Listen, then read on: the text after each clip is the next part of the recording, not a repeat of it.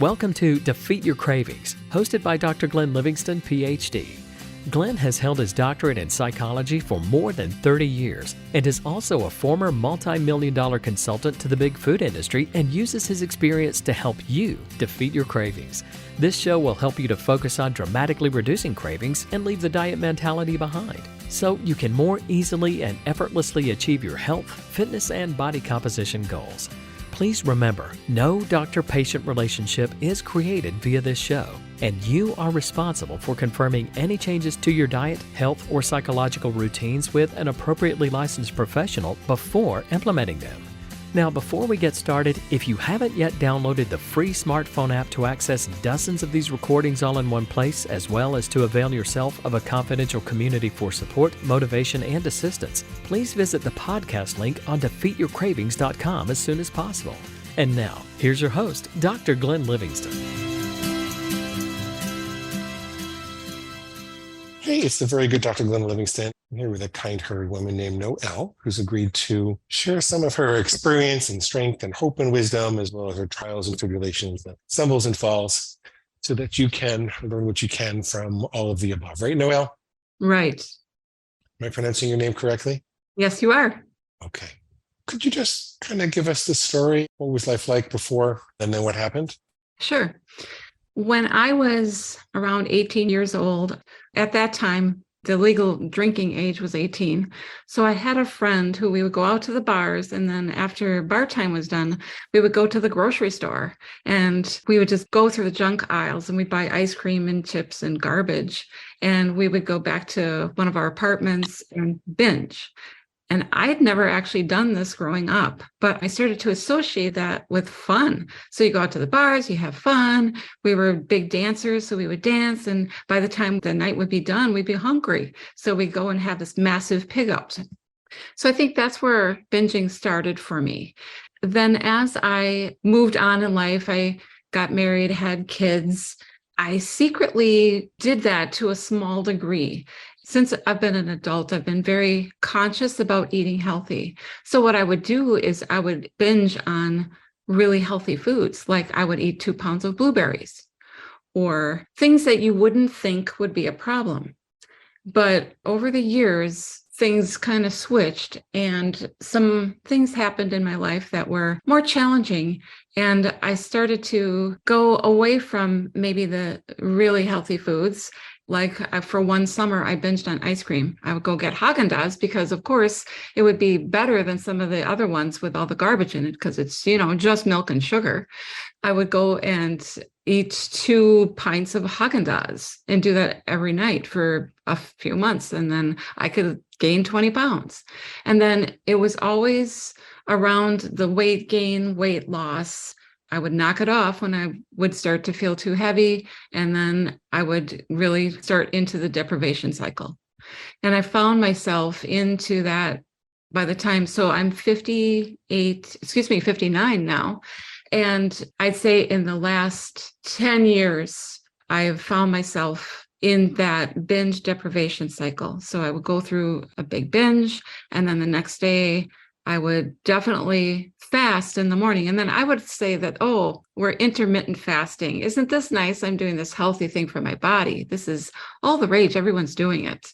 But really, I was just depriving myself. And by the time supper time came, I would be so hungry. My lunch would be fine. I would be satisfied. But by supper time, every day when I would skip breakfast, I would be starving. And so I would eat a massive supper, and then a little bit of time would go by, and then I would start into the nighttime eating and eat myself to oblivion until I went to bed. And if I did it with food that was more healthy, and most of the time fruit was my thing, I wouldn't be necessarily putting on a ton of weight, but I still felt bad. It wasn't good for my body. I was still abusing myself. Yeah, so that was kind of my pattern. What happened when you found us? I want to give you a little bit of background. So I'm actually a naturopath. So my whole life work is about helping people to find a healthy way, helping people to find a healthy diet. So on paper, I know all the stuff, but there's a difference between knowing things and knowing how to do There things. sure as heck is. Yeah. Yeah, and actually doing it. So, and then that added another layer of shame because here I am telling my clients how to eat. I'm eating great during the day, and then I'm secretly eating, 2, 3 pounds of blueberries at night. It was ridiculous. I had done a lot of different things, different types of energy work and different programs, just trying to help my clients more and secretly help myself. And when I got to your program, I actually downloaded the book on Kindle first. And I don't know, I just immediately knew that this was the missing piece for me. There was a lot of work that I did before this on being kind to myself and not calling myself fat and all of the ways to honor and love and respect myself. I'd gotten pretty good at that, but I still didn't give myself boundaries. And I think that's the big piece of this program is that basically it taught me how to parent myself. With very specific boundaries, you're talking about the food rules? Yeah, and my food rule was so simple, it makes my head spin. So my food rule was, I will always eat 3 healthy meals per day, including some protein, fat, and carbs at each meal. And that totally took me out of the deprivation binge cycle. Because if I was eating only 3 meals and I was including protein, fat, and carbs at each meal, then my body was satisfied, my mind was satisfied. Of course, the pig still had things to say, but it became very easy to just refute that. It's such a big deal to nourish your body. It's funny that a lot of people come to us and what they're really hoping for is that there's a way that they won't binge too much so they can kind of build up a deficit and then they can binge again. Yes, I can relate to that. By doing that, though, then you send yourself into the deprivation cycle. Yeah, and when we can get people to just regularly, reliably flood their body with nutrition at a slight deficit if they want to lose weight, then miracles happen. We have all these techniques for staying on the plan and refuting all the destructive thoughts we can have that want to take us off. But the bottom line is you really can't refute genuine hunger. If your body is not getting what it needs, then it's going to scream at you to be less discriminating. Right. For me, the thing was that I would give my body what it needed. And, I'm familiar with macros and how to find the right macros for your own personal body and all that stuff.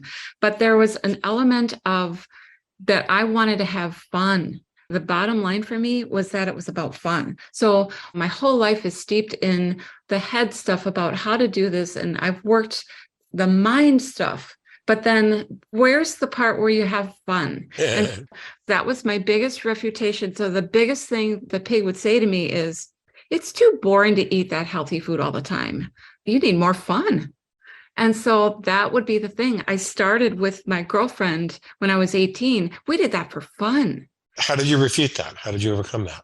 I would just say the truth is, the fun lasts for a short time. A fun is going to last a couple minutes while I eat this. And after that, I'm going to feel like, whoops, I probably shouldn't say that. After that, I'm going to feel. You're going to feel like poopy.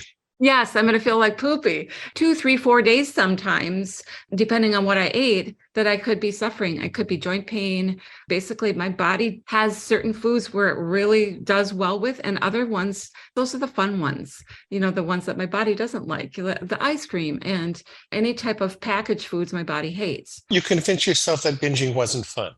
Right. Yeah. It's a punishment, not a reward. Exactly. And where do you get your fun? I get my fun all kinds of different ways. Depends on the season. So here we are in Wisconsin, which is really, it's cold. The weather's cruddy. I have decided after this year, because I've wanted to escape and go to Florida for longer than what we do. We usually go for a couple of weeks, but I've decided that next winter I'm going to dance. I'm going to do ballroom dancing. I think that's going to be a blast. And then during the summertime, we are big campers. And so we spend a lot of time at the river and swimming. And I've decided that fun food doesn't have to be something that's going to make me binge, or it doesn't have to be a packaged food for me to binge on. And I've also accepted that it takes time to prepare food versus the difference of I want the instant food, because as we know, the instant food is the stuff that really gets us. You've decided that it's fun to be on plan. When you're on plan, you can enjoy the other things in your life that are fun. And you've decided that it can be fun to prepare things and you don't have to do all the instant bags and boxes and containers, and you don't have to have that instant gratification. Yeah. And it's amazing because cooking has been hard for me in my lifetime. So it's been a little more than 6 months. I started the program last September. So especially during this time that I've really figured out that I can make up my mind about it and I can decide that cooking can be a hobby. It can be something fun. I literally search for recipes. I make 2 or 3 new recipes a week. And my husband and I have together decided this. And so we make it a fun thing for us to do together. I do that with my girlfriend too. No, well, I'm really glad that you have all these other ways of having fun and that you've decided that it can be fun to be on plan. And you and your husband are having fun cooking stuff and preparing stuff. Is there ever a time when you have to refute the pig and say, oh, who says life always have to be fun? Do you ever have to tell the pig that? I don't think I tell the pig that because I think I just tell the pig that that's not fun. And then I'll think of something I can do that's fun. That's Okay. And I'm going to do this and this is fun. Do you know why? Because you're a fun person. You've got a million different ways to have fun and you just got distracted with the binge food. You're a fun person. Yes. Yeah. I'm not necessarily a fun person. Sometimes I get grumpy and I just have to tell myself it's okay to be grumpy. One of the things I do want to share, though, is that I learned this specifically from Yvonne, and that being hungry is okay. That's one thing that I do tell myself, or the pig, because I think I had some sort of a weird fear around being hungry. It would happen at night, like at 10 o'clock at night when I should be, winding down and going to bed. And I'd be thinking, oh, I can feel my stomach start to empty. I'm feeling kind of hungry. Maybe I should just eat a little something, maybe I'll sleep better. But I'm reminded of Yvonne telling me it's okay to be hungry. And that was just very pivotal for me. Sometimes the most simple things can be the most impactful. And that was huge. I had a mentor who told me that if I wanted to be thin, that in some way I was going to have to learn how to enjoy my hunger. Everybody who got thin had to enjoy their hunger as a sign of mastery and strength and the ability to control their impulses. And of course, you've got to be careful with that if you've got a tendency towards eating too little or becoming anorexic. But I never had that problem. Yeah. Not entirely true. When I was 9, I did for a little bit. Enjoy your hunger, bring it on. They're not going to find your bones by the refrigerator in the morning. Yeah, yeah. I want to say this too, that the program in and of itself, it's genius. It's fantastic. But the little coaching tips along the way, I think were equally as mind-blowing for me. Like what I just shared with what Yvonne had said. And then out there somewhere, there's a podcast that you did, or it wasn't necessarily a podcast. It was something on YouTube. You were quoting someone else and you said, you can have anything, but you can't have everything. Peter McWilliams says you can have anything you want, but you can't have everything you want. Yes, that was just very pivotal for me. People could embrace that. And it's huge because in America, we think we can have everything. Yep. And it's not reality. You can accomplish pretty much anything you set your mind to, but you have to set your mind on something. Right. You can't have everything at the same time. So I can't be binging and I can be thin at the same time. I can't. I choose a path towards being thinner, not that short little instant gratification thing that doesn't even last. It's ridiculous. There you go. It takes like 30 days to get over it. Most daily habits takes about 30 days to get over it. Sure. Yeah. One thing else that I wanted to share too is that I made it through probably 5 months without losing 1 pound. And I have to admit that I got very discouraged about that. I wasn't binging. I think from the time I started the program, I probably had 2 binges and they weren't very big. They were just little baby binges. I figured it out after a bit of time that I needed to adjust my macros. And once I had my macros adjusted, then I started losing. So I've lost 20 pounds since February. That's been huge because I haven't been able to lose weight in probably 5 years. I don't think I've lost a pound. It's a little longer than most people go through before they figure that out. Most people is, like a month or 2 before they start to figure out how to lose weight. But you took the principle to heart that the most important thing is not to binge. You're not going to lose weight sustainably if you're continuing to binge. And something that was just really important to me, and I think even though it maybe took me longer, I don't care about that because it gave me stability, which I've never had. It's always this 2 pounds up, 2 pounds down, 3 pounds up, 2 pounds down thing. And it literally gave me a stability. I weighed the same thing, within a pound or two every day for all those months. And that was huge. Well, were there any other pivotal refutations that you had to do? Anything else that your coach said, or did you go to the calls? What else did you use in the program? I didn't go to the calls. I went to one and I was a little mouse on the wall. I didn't talk, but I really didn't feel like I needed that extra support because the program to me was just easy to do. You just had to actually do it. And I had Yvonne, and that was really good for me because I felt like even though I didn't reach out a lot, and I actually bought some coaching time that I didn't even use because I really didn't even need it. I did what I needed to do and it worked, and there really wasn't much more I needed. Beautiful. Is there anything that I should have asked you that I didn't ask you? Just gonna say, did I say things you needed just to hear? You told your story, which is what I wanted you to do. And there'll be people that identify and pick up tips from what you said. So I really appreciate it. Glenn, thank you so much for putting this together and putting it out there. And I just think it helps so many people. You're super duper welcome. All right, take care. Bye. Bye-bye. And that brings us to the end of today's broadcast of Defeat Your Cravings, hosted by Dr. Glenn Livingston. Now, if you'd like to find out more about the products and services Dr. Glenn offers to help you dramatically reduce your cravings and stop overeating in 90 days or less, please visit defeatyourcravingscoaching.com. That's defeatyourcravingscoaching.com. Thanks.